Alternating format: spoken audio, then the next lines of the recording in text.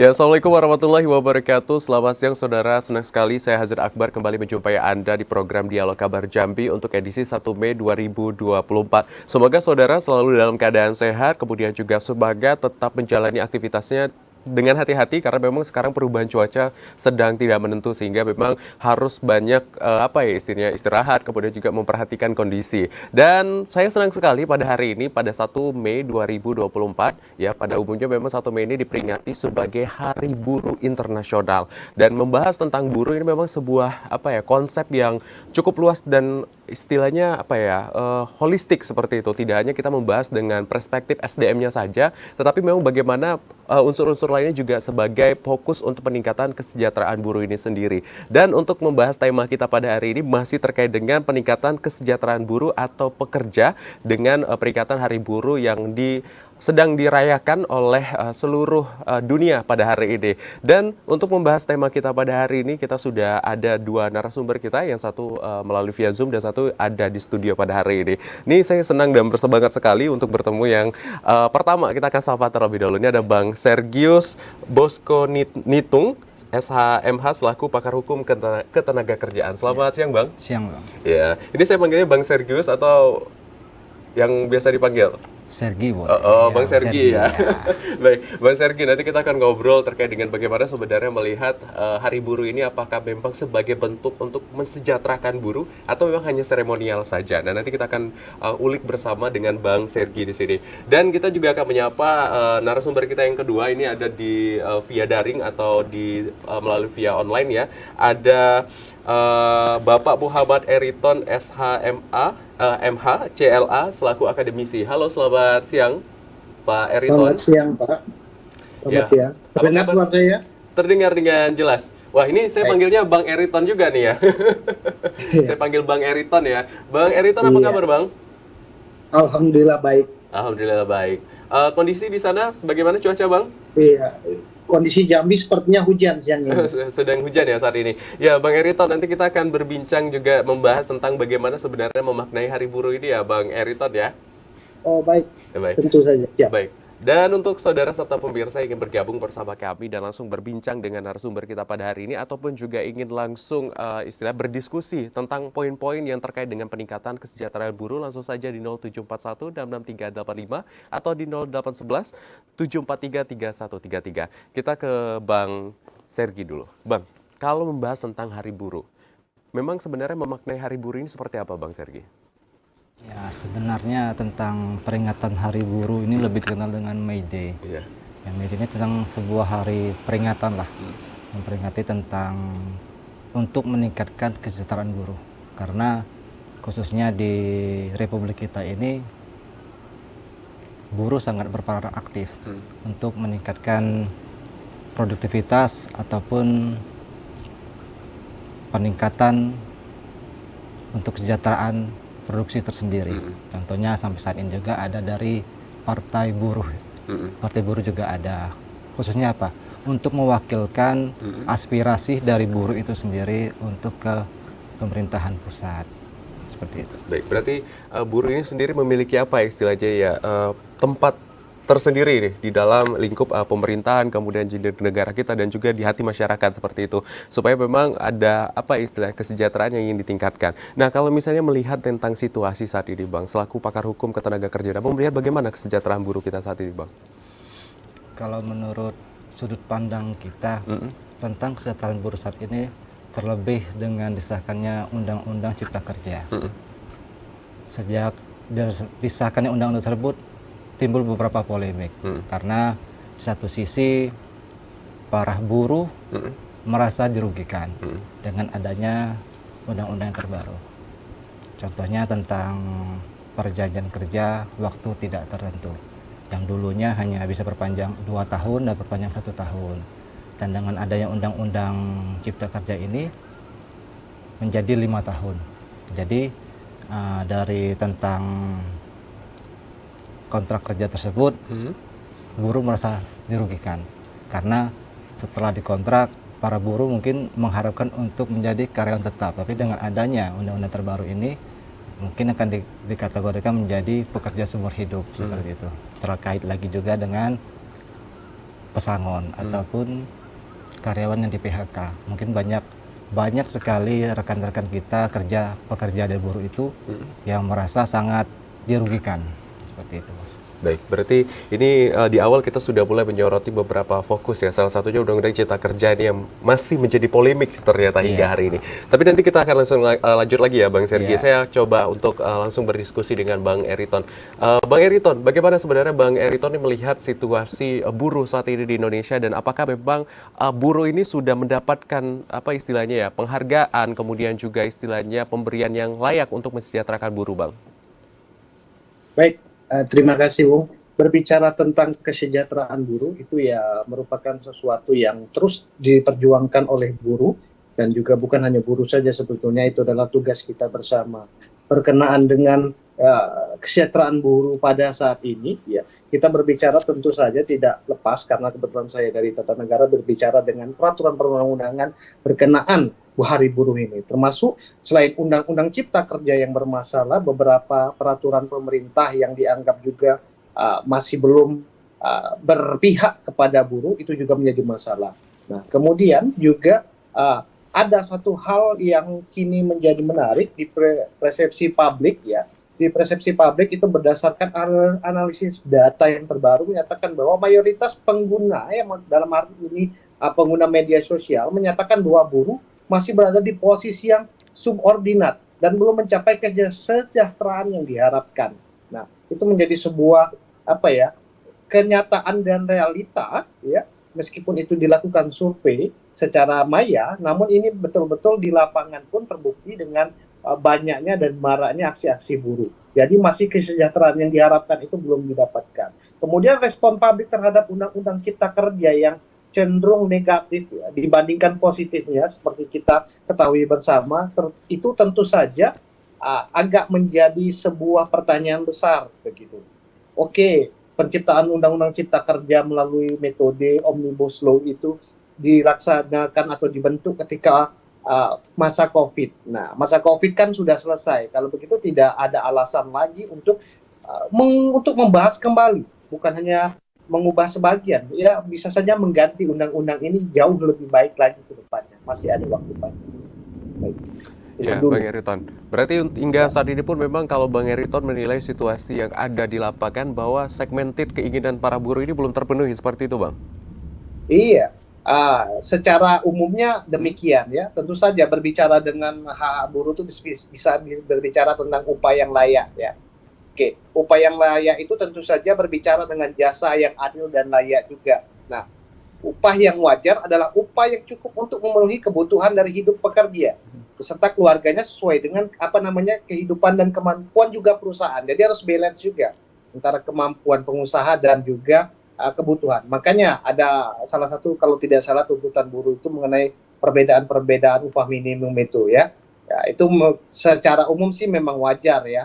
Tapi perbedaan karena setiap daerah itu memiliki biaya hidup yang berbeda. Namun kesenjangan yang terlalu tinggi itu juga menimbulkan tentu saja di antara buruh itu adanya perbedaan yang terlalu jauh. Nah, kemudian juga pengaturan upah berdasarkan prinsip keadilan tentu saja diinginkan oleh semua pihak. Nah, keadilan dalam pengaturan upah berpedoman pada asas-asas pengupahan yang baik dengan mempertimbangkan keseimbangan dan kepentingan antara pekerja maupun pengusaha. Itu sekali lagi yang harus diperhatikan baik dari segi moralitas dan nilai-nilai sosial. Ya, bukan hanya karena buruh ini bukan hanya sebagai robot belaka, mereka bukan hanya sebagai pekerja yang hanya diminta kerjanya saja, tapi ada nilai-nilai sosial, nilai-nilai lain yang dia terkandung di dalamnya. Apalagi dikatakan tadi oleh pembicara sebelumnya bahwa partai buruh aja sudah ada. Itu bukti bahwa ternyata peran buruh ini luar biasa sebetulnya. Baik. Bang Eriton, kita ke Bang Sergi. Bang Sergi, kalau melihat situasi dan kondisi saat ini, sebenarnya tuntutan yang paling diinginkan buruh untuk kemaslahatan ataupun kesejahteraan ini seperti apa, Bang?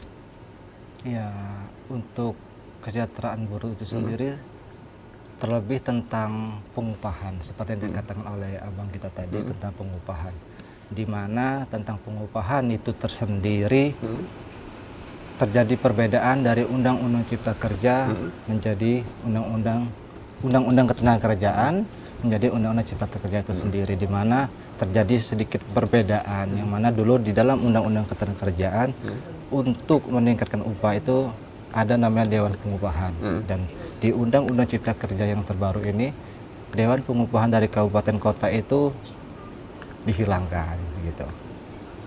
Berarti ada istilahnya satu aspek yang sebenarnya bisa menjadi pertimbangan untuk pengupahan dan lain-lain ini yang memang dihapuskan seperti itu. Iya. Nah, kalau misalnya melihat tentang pengupahan, kalau tadi Bang Eriton sempat menyinggung memang setiap segmented kabupaten dan daerah itu memiliki apa istilahnya perbedaan terkait dengan upah. Kalau di Provinsi Jambi ini seperti apa, Bang?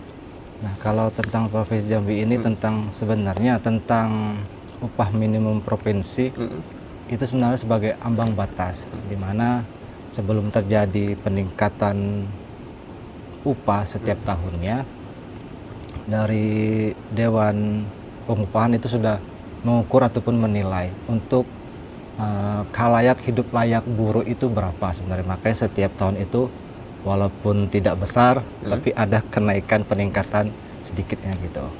Baik, berarti ada indikatornya nggak kira-kira, Bang, terkait dengan istilahnya berapa persen kenaikan dari upah ini sendiri untuk menutupi bagian-bagian tertentu dari tadi salah satu yang Bang sebutkan adalah khalayak hidup. Apakah ada indikatornya, Bang?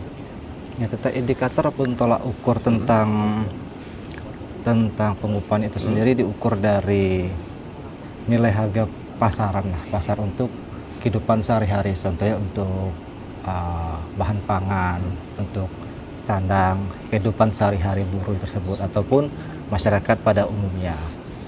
Baik.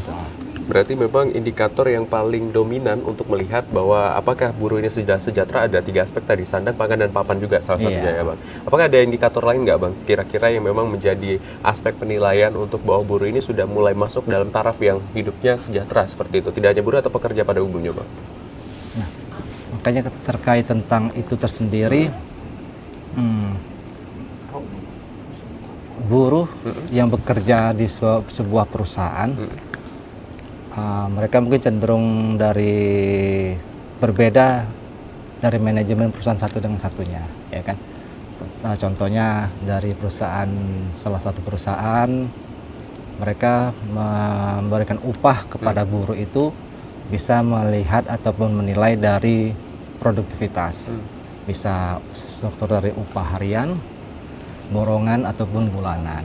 Namun terkait dalam hal itu, apapun bentuknya upah yang diberikan kepada buruh itu harus melebihi dari upah minimum itu sendiri. Seperti itu. Berarti memang ambang batas ini diciptakan untuk istilahnya batas yang memang paling minimum seperti itu ya, Bang ya. Iya. Tapi memang harus ada indikator penilaian kinerja lagi. Iya. Baik, Bang Eriton, kalau misalnya melihat situasi saat ini, tadi Bang Sergi menyampaikan memang ini terkait dengan ada manajemen ataupun juga kembali ke perusahaan seperti itu yang memang memiliki istilahnya kekuatan penuh untuk menentukan. Salah satu poin pembahasan kita pada siang ini adalah upah. Ini seperti apa, Bang Eriton, kalau melihat upaya perusahaan atau manajemen untuk istilahnya meningkatkan nilai upah itu sendiri?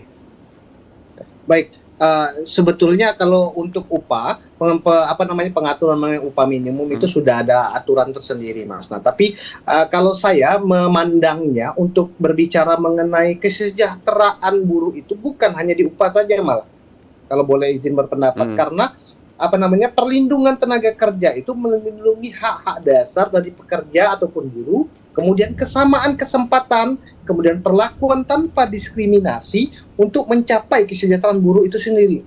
Nah, tidak hanya berbicara mengenai upah. Pertama ya, bisa kita bagilah paling tidak ada 3 yang berbicara kesejahteraan itu. Pertama, perlindungan ekonomis. Ya, karena itu secara tidak langsung tentu saja upah berkaitan dengan penghasilan yang cukup bagi pekerja untuk memenuhi kebutuhan sehari-hari yang sudah saya katakan sebelumnya.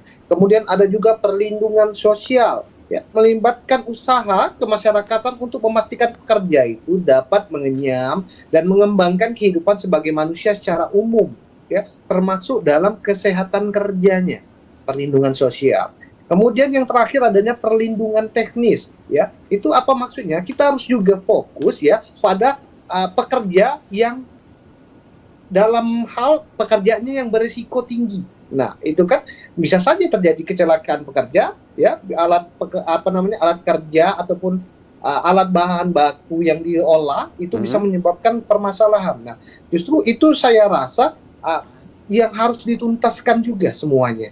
Nah, kalau untuk pengupahan itu sudah ada standarnya, kemudian juga duduk bersama. Nah, seringkali kejadiannya permasalahan-permasalahan yang di luar upah tadi adalah yang saya sebutkan tadi, perlindungan sosial maupun perlindungan teknis. Dan ada satu lagi kalau boleh saya tambahkan, peran perusahaan itu ada seharusnya ada tanggung jawab bagaimana meningkatkan kesejahteraan perusahaan, kesejahteraan buruh itu mengembangkan potensi, ya. Jadi buruh itu nggak hanya pekerjaannya itu aja mulu. Mungkin dia bisa melakukan misalnya dulu posisinya di bawah, bisa naik promosi jabatan ke jabatan lainnya, dan bahkan mungkin besok menjadi pengusaha. Itu agar permasalahan dapat terselesaikan. Ya, Bang Eriton, kita tahan dulu ya, Bang Eriton. Ini sudah menarik nih.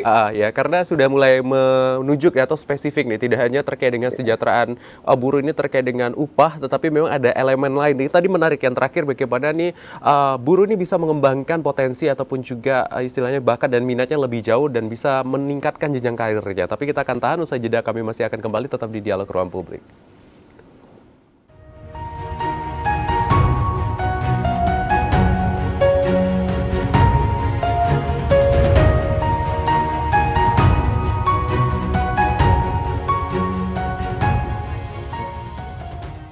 Ya, terima kasih saudara, Anda kembali menyaksikan kami di Dialog Kabar Jambi, dan pembahasan kita masih terkait dengan peringatan Hari Buruh 1 Mei 2024. Dan tadi menarik nih, ketika kita berbincang bersama Bang Eriton, kemudian Bang Sergi, ada beberapa poin yang memang menjadi aspek bahwa dinamika terkait dengan kesejahteraan buruh ini sudah luar biasa meningkat dan holistiknya sudah menyeluruh seperti itu unsurnya. Dan yang paling menarik tadi adalah bagaimana buruh ini tidak hanya sebagai pekerja, tetapi juga memiliki area yang bisa dikembangkan atau potensi untuk meningkatkan karir, kemudian hal-hal lain yang memang berhubungan dengan potensi-potensi diri. Ini kita langsung ke Bang Sergi. Bang Sergi, tadi ada beberapa poin nih yang disampaikan oleh Bang Eriton, bahwa memang tidak hanya terkait dengan aspek lini masanya upah atau ekonomi, tetapi memang ada aspek sosialnya, kemudian teknis, dan juga ada kesempatan untuk mengembangkan karir. Ini bagaimana kalau dari hukum sendiri, Bang? Memang pada prinsipnya terkait tentang sosial tadi. Sosial bisa terkait tentang seperti dibicarakan Abang itu tadi tentang kecelakaan kerjanya. Nah, tentang kecelakaan kerja dalam sebuah perusahaan itu tentunya pasti sudah tercover tersendiri dari BPJS ketenagakerjaannya ataupun BPJS kesehatan. Nah, untuk persentase itu sendiri, untuk pembayarannya ke BPJS itu sendiri sudah ada persentase ataupun pengukuran upah untuk yang disetorkan kepada BPJS. Contoh tentang kecelakaan kerja. Nah, kecelakaan kerja ini real atau nyata yang terjadi pada saat pergi ataupun pulang menuju ke tempat kerja. Contohnya bekerja di daerah Kelanai, namun dia pergi kerjanya melalui jalan lain, terjadi kecelakaan kerja. Nah, itu kalau menurut sudut pandang kita tidak dapat dijadikan sebagai suatu alasan terjadi kecelakaan kerja pada saat pergi maupun pulang ke tempat kerja. Apabila seperti yang tadi dikatakan terjadi kecelakaan kerja di lingkup tempat kerja, tempat produksi kerja. Nah, itu sudah pastinya dari manajemen sendiri akan menguruslah, artinya atau membawa pekerja atau buruh itu untuk diobatin sesuai dengan mekanisme yang ada. Terkait juga tentang potensi buruh. Potensi buruh ini sepertinya perpindahan ke tempat kerja lah. Boleh dalam satu perusahaan itu sendiri ataupun dengan cabang perusahaan yang lain di kota yang lain. Contohnya tentang potensi buruh itu yang seperti kita artikan adalah mutasi kerja. Mutasi kerja atau perpindahan tempat kerja atau bidang dari satu tempat ke tempat lainnya. Seperti yang saya katakan juga tadi, contohnya si buruh di bagian produksi ini, ya kan, bagian produksi. Mungkin dalam suatu manajemen di bagian ekspor membutuhkan pekerja untuk di bagian ekspor. Nah, boleh ini si buruh ini yang di bagian produksi ini dipindahkan, tapi harus mendapatkan surat mutasi kerja dari manajemen tersendiri. Nah, terkait itu juga, toh tentunya pasti kembali lagi ke kesejahteraannya, tentang struktur pengupahannya. Apakah sama dengan di bagian dia produksi, dengan adanya mutasi ini apakah akan terjadi peningkatan upah atau tidak? Apakah tetap upah yang sama? Biasanya kalau sudah terjadi perpindahan tempat kerja atau promosi kerja itu, manajemen pastinya akan memberikan pengupahan atau upahnya perubahan atau meningkat. Bang Sergi, kita tahan dulu ya, Bang ya. Sepertinya ada penelpon. Halo, selamat siang. Halo, selamat siang. Selamat siang, Bung Azad Akbar. Iya. Saya hormati dari Yudi di Telanai. Baik, Pak Yudi di Telanai. Apa kabar, Pak Yudi? Alhamdulillah hujan. Alhamdulillah hujan. Iya, baik. Pak Yudi. Diwarnai oleh hujan ya, hari buruh. Baik, silakan Pak Yudi. Baik, terima kasih Pak Azad Akbar. Pertama saya coba untuk menyapa yang terhormat Bapak Sergius SHMH, pakar ketenagakerjaan. Tidak tahu saya dari Jambi atau dari pusat ini. Dan yang terhormat Bapak M. Eriton ya, SHMH melalui media Zoom. Dengaran Pak, saya Pak. Halo Pak Eriton. M. Eriton, apakah kedengaran?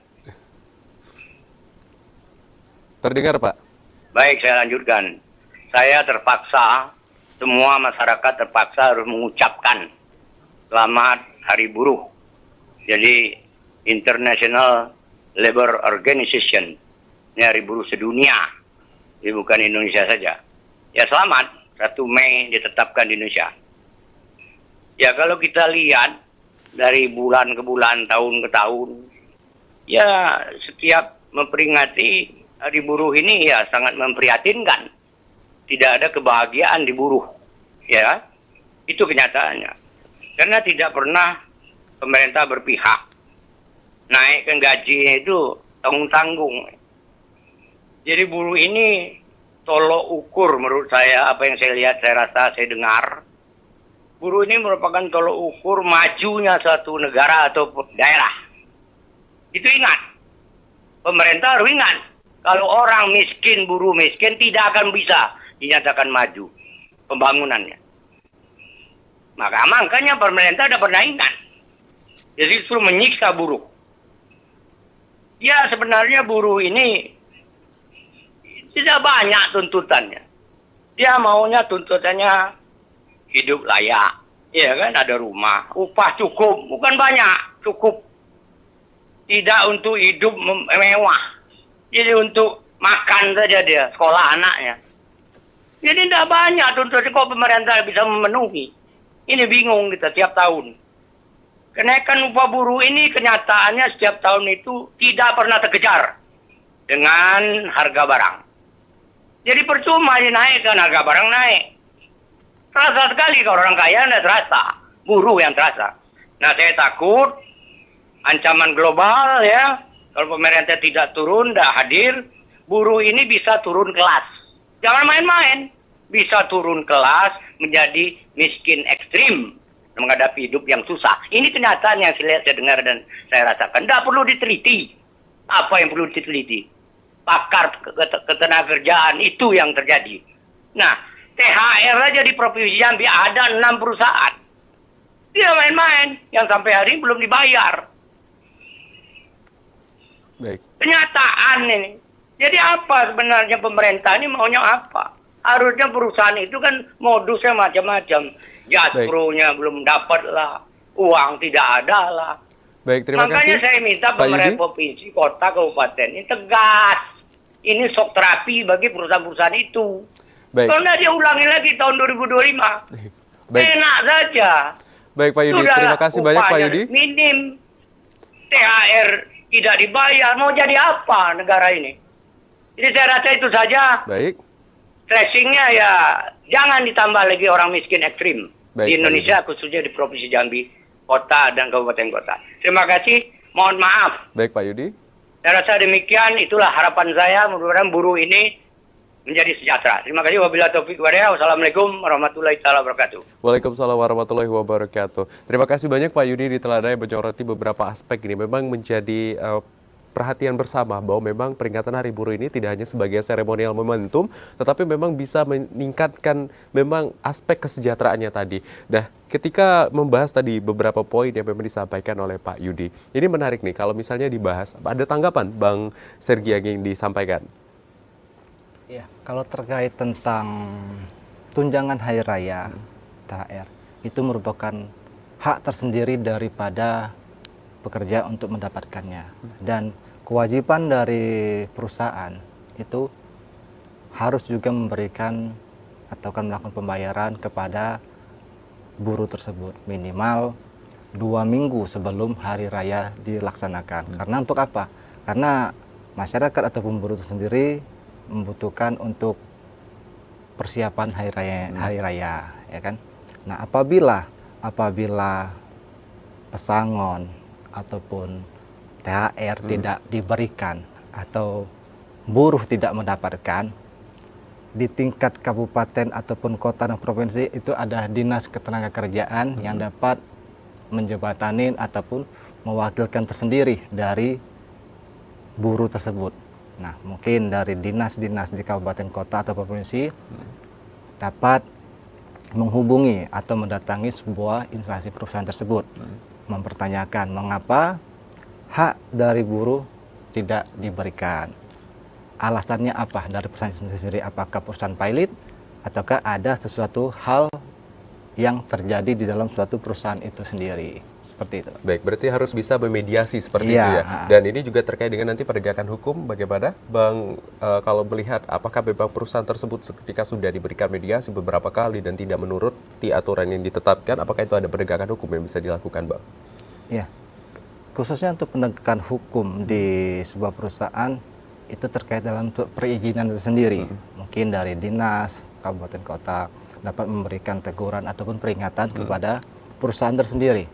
Apabila perusahaan itu tidak mengindahkannya atau mengabaikannya, mungkin melalui tingkat di provinsi bisa mencabut izin produktivitas ataupun izin kegiatan dari perusahaan itu sendiri. Artinya menjadi sebuah shock terapi atau ancaman tersendiri lah. Makanya dari pemerintah memang wajib untuk melindungi pekerja ataupun buruh yang bekerja di sebuah perusahaan melalui dinas ketenagakerjaan. Baik, berarti memang sudah ada harusnya aspek-aspek yang diwajibkan untuk dijalankan secara bersama seperti itu ya Bang Sergi ya. Kita ke Bang Eriton nih. Bang Eriton, tadi memang udah disampaikan di segmen pertama oleh Bang Sergi ada beberapa memang aspek atau indikator. Ini menarik nih ketika tadi Pak Yudi kembali mempertanyakan bagaimana sebenarnya penetapan ataupun juga terkait dengan ini buruh kalau kata Pak Yudi tidak banyak permintaannya, hanya untuk diberikan kesejahteraan terkait dengan upah yang cukup dan kehidupan yang layak. Apakah memang sejauh ini ketika dibahas secara akademisi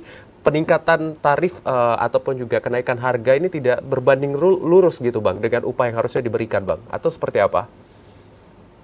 Baik, berkenaan dengan upah yang layak menurut buruh, tentu saja sekali lagi ya, kita tidak bisa juga terlalu menekan pengusaha itu sendiri. Kita harus buka mata juga bagaimana pembangunan ekonomi pasca COVID ini ya, seperti kita mundur ke belakang lagi, Undang-Undang Cipta Kerja ini alasan utamanya dikarenakan COVID gitu kan.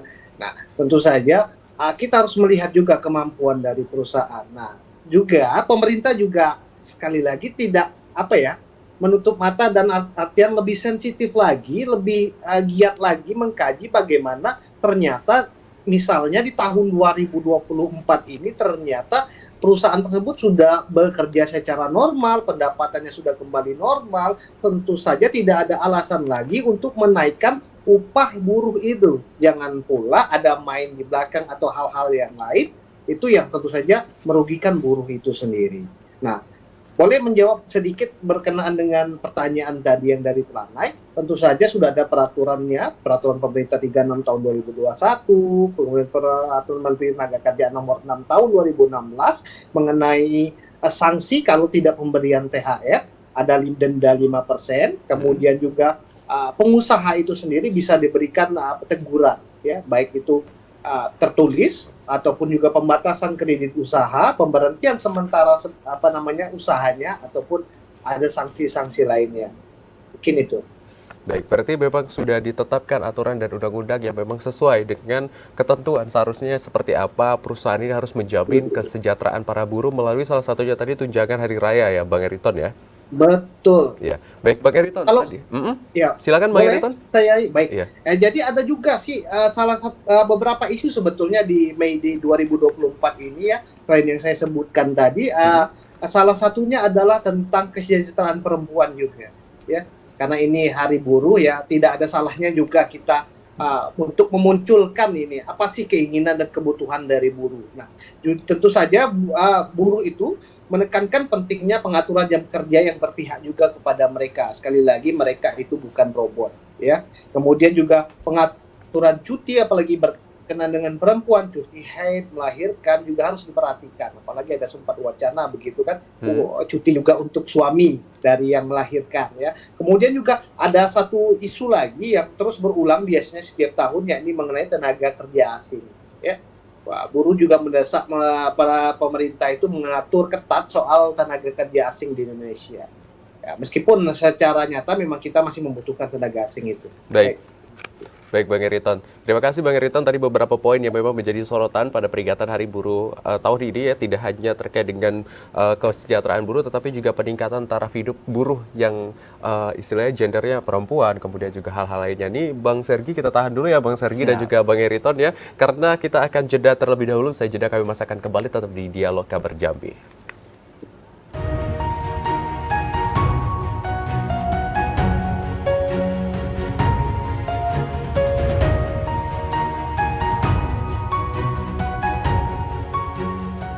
Ya, terima kasih saudara Anda masih menyaksikan di Dialog Kabar Jambi dan pembahasan kita masih terkait dengan peringatan Hari Buruh 1 Mei 2024. Tadi beberapa poin menarik sudah disampaikan, juga ada penelpon kita dari Pak Yudi di telannya sudah menyampaikan beberapa aspek penting, kemudian Bang Eriton juga menyampaikan bahwa memang ada hak lain yang memang harus dijadikan sorotan penting, yakni bagaimana perempuan yang juga diberdayakan dalam sebuah perusahaan ataupun juga organisasi dapat menjadi istilahnya diberikan perhatian khusus seperti itu. Dan tadi Bang Sergi juga menyampaikan poin penting bagaimana sebenarnya ada undang-undang yang mengikat ketika memang tenaga kerja tidak mendapatkan hak dan kewajibannya sesuai dengan tuntutan yang harus diberikan. Seperti itu ya Bang ya. Nah Bang Sergi, kalau misalnya membahas ini kan ketenaga kerjaan ini kan skupnya memang tidak hanya SDM, tetapi memang ada istilahnya struktur seperti itu. Bagaimana kalau misalnya Abang melihat kolaborasi yang dilakukan baik pemerintah ataupun pihak swasta dan juga investor nih untuk menjamin ketenaga kerjaan ataupun juga para buruh dan pekerja ini dapat sejahtera Bang? Menyoroti tentang perihal tersebut, pemerintah pusat dan daerah itu harus berperan aktif sebenarnya.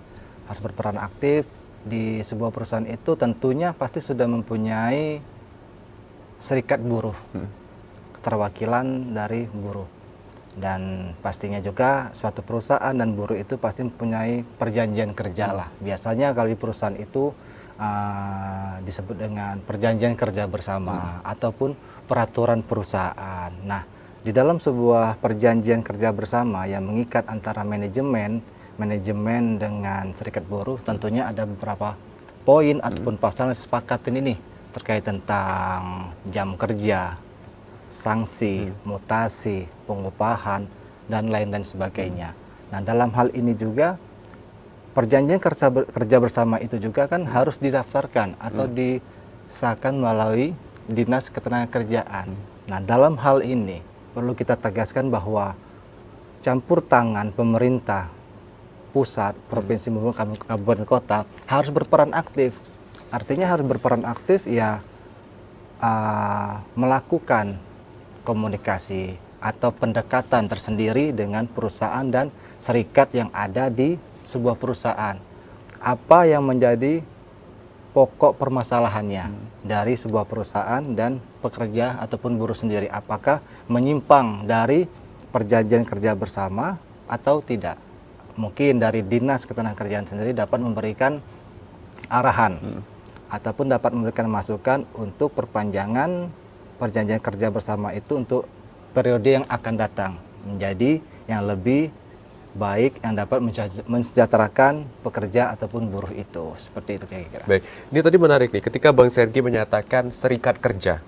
Ini banyak kasus di lapangan juga bahwa banyak buruh-buruh yang tidak tergabung dalam serikat kerja ataupun juga beberapa aspek pekerjaan yang memang tidak ada apa ya istilahnya ikatan ataupun serikat itu seperti apa Bang? Apakah bisa dibantu atau dilindungi secara hukum Bang? Nah, terlebih untuk suatu perusahaan yang sudah mempunyai pekerja ataupun karyawan, itu dapat bergabung sebenarnya. Di sebuah perusahaan itu mempunyai serikat pekerja atau serikat buruh. Nah, dari ketua serikat pekerja atau serikat buruh ini pastinya mereka akan mencari atau memasukkan lebih ketua serikat tersebut dapat berkomunikasi lah dengan HRD. Contohnya untuk pekerja yang baru masuk, ya kan? Apakah nanti akan didaftarkan di serikat pekerja atau serikat buruh? Dengan terjadi seperti itu, hak dari pekerja yang baru, khususnya pekerja yang baru, mereka lebih terlindungi lah, lebih terlindungi apabila terjadi hal-hal yang tidak diinginkan. Contohnya mengalami seperti yang tadi kita katakan tentang kecelakaan kerja atau mutasi tempat kerja yang tidak diinginkan. Contohnya setelah terjadi kecelakaan kerja mungkin pekerja mengalami sakit ataupun cacat. Nah, meskipun seorang buruh itu mengalami sakit, dia tetap berhak mendapatkan upah. Tidak serta-merta pengusaha mengatakan bahwa pekerja atau buruh tidak bekerja tidak mendapatkan upah, tapi itu ada persentasenya. Dan aturannya sudah ada. Gitu. Kita ke Bang Eriton nih. Bang Eriton, kalau melihat kolaborasi yang dilakukan pemerintah, kemudian pihak swasta pun juga investor terkait dengan mensejahterakan para buruh ini sejauh ini seperti apa Bang Eriton? Baik, untuk buruh, kemudian juga pemerintah dalam penyelesaian masalah-masalah buruh mengenai kesejahteraan buruh tentu saja terus mengalami dinamika tersendiri. Tidak pula saya bilang menuju selalu baik, terkadang kala memang ada beberapa kebijakan yang mungkin secara langsung ataupun tidak langsung tentu saja yang merugikan dari buruh itu sendiri, terutama seperti masa COVID itu juga misalnya. Nah, banyak sekali pemberhentian yang dilakukan oleh perusahaan. Namun sekali lagi peran semua pihak itu sangat penting untuk kesejahteraan buruh itu tersendiri. Ya, bagi pemerintah itu sendiri menetapkan kebijakan, mendukung hak buruh, termasuk upaya yang layak, kesehatan, keselamatan kerja, memastikan penerapan peraturan ketenagakerjaan, dan yang terpenting mengawasi pelaksanaan dari undang-undang dan seluruh peraturan perundang-undangan yang dibuatnya. Kemudian bagi pengusaha memberikan upah yang sesuai dengan kebutuhan hidup, kemudian produktivitas pekerja harus diperhatikan juga ya, jangan disamaratakan antara yang produktivitas tinggi dan rendah, kemudian menerapkan standar keselamatan kerja di tempat kerja. Nah, bagi masyarakat sendiri ada mendukung hak-hak buruh ya, dengan memahami kepentingan kesejahteraan dari buruh itu sendiri, kemudian juga berpartisipasi dalam kampanye dan gerakan memperjuangkan hak-hak buruh ya. Harus pede aja seperti sedang May Day ini. Mungkin ya, meskipun kita bukan buruh saja, kita mendapatkan hak di buruh itu sendiri. Apa? Libur, begitu kan. Tidak ada salahnya juga kita menyuarakan apa yang dibutuhkan oleh teman-teman buruh. Dan yang terakhir menurut saya ada juga peran dari media ya, kemudian juga akademisi seperti yang sedang di dalam kamera ini, kemudian memberikan informasi baik itu edukasi ataupun isu-isu yang ketenagakerjaan kekinian ya, itu tidak lain tidak bukan untuk kesejahteraan buruh. Dan yang selanjutnya adalah mendorong kesadaran publik tentang pentingnya hak-hak buruh. Jadi semua berperan penting. Terlepas apakah ada plus minusnya, tentu saja ada, dan itu bisa dikaji secara akademis di ruang-ruang yang lain. Begitu. Baik, terima kasih banyak Bang Eriton dan juga tadi Bang Sergi ya. Kita akan jeda terlebih dahulu ya untuk membahas tentang bagaimana sebenarnya media atau dengan peringatan Hari Buruh ini sendiri dapat bisa meningkatkan kesejahteraan para buruh dan ini bisa dinikmati seluruh masyarakat Indonesia. Usai jeda kami masih akan kembali tetap di Dialog Kabar Jambi.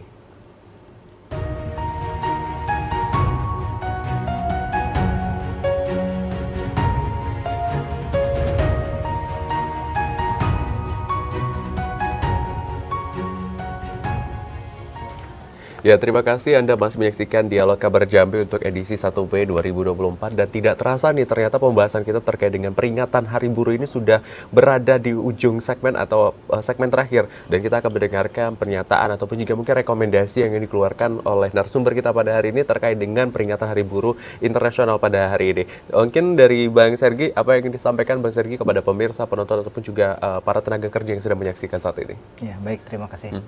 Mungkin dalam hal ini, dalam peringatan hari yang berbahagia ini, yang dapat dirasakan oleh kita semua, terkhususkan kepada saudara-saudara kita yang bekerja sebuah perusahaan. Nah, dalam hal ini kita menyikapi bahwa dari Dinas Ketenagakerjaan harus berperan aktif, memperhatikan rekan-rekan ataupun karyawan-karyawan ataupun buruh yang bekerja di sebuah perusahaan. Jangan sampai dari Dinas Ketenagakerjaan tidak mengambil ataupun bercampur tangan dalam suatu permasalahan bidang ketenagakerjaan yang terjadi. Jangan diabaikan hak-hak pekerja ataupun buruh, bahkan dihilangkan di sebuah perusahaan. Makanya kita sangat mengharapkan kepada pemerintah pusat dan juga khususnya kepada pergantian transisi ini. Ini sudah dimasuk tahun 2024 ini, mungkin transisi dari kepemimpinan negara kita. Mungkin dari presiden terpilih nantinya dan wakil presiden dapat memberikan wejangan ataupun yang terbaik untuk bangsa Indonesia yang kita cintai ini. Baik, ya. Bang Eriton. Bang Sergi ya. Ya. Baik, kita akan langsung ke Bang Eriton. Bang Eriton, singkat saja Bang Eriton, rekomendasi ataupun juga pesan yang ingin disampaikan kepada para penonton dan pemirsa yang menyaksikan saat ini. Oke, semua sudah disampaikan secara baik dan lugas sekali oleh Bang Sergi.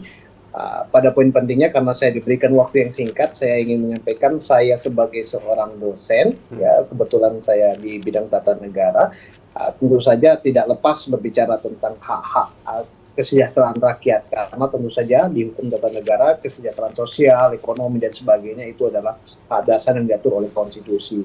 Kemudian perlindungan hak buruh termasuk upaya yang layak itu juga menjadi penegakan dari hukum kita. Kemudian kesinambungan kekuasaan antara eksekutif, legislatif dan yudikatif harus berperan dalam kesejahteraan para buruh. Nah, sebagai seorang dosen sekali lagi saya ingin berkomitmen untuk terus mendukung perjuangan hak-hak buruh. Nah, semoga di peringatan Hari Buruh kali ini mengingatkan kita semua akan pentingnya kesejahteraan pekerja, kemudian hak-hak yang harus dijamin untuk pekerja itu sendiri, dan selanjutnya mari kita bersama-sama memperjuangkan keadilan dan kesejahteraan di tempat kerja, baik itu dari mungkin lingkungan kerja kita, keluarga kita, dan lingkungan kita. May Day untuk kita semua, dan saya ucapkan terima kasih. Baik, terima kasih banyak Bang Eriton yang sudah bergabung bersama kami melalui via daring, kemudian juga Bang Sergi pada hari ini. Begitu banyak poin yang menjadi sorotan pada perbincangan kita hari ini. Ada poin-poin penting terkait dengan elemen yang harus ditingkatkan baik dari ekonomi, sosial, kemudian teknis, serta peningkatan. Ini yang paling menarik adalah buruh memiliki kesempatan yang sama untuk meningkatkan karir dan mengembangkan bakat dan minatnya. Bersama kita sejahterakan tenaga kerja buruh yang ada di Indonesia. Saya Hazard Akbar, mewakili kerabat kerja yang bertugas, pamit undur diri. Wassalamualaikum warahmatullahi wabarakatuh dan sampai jumpa.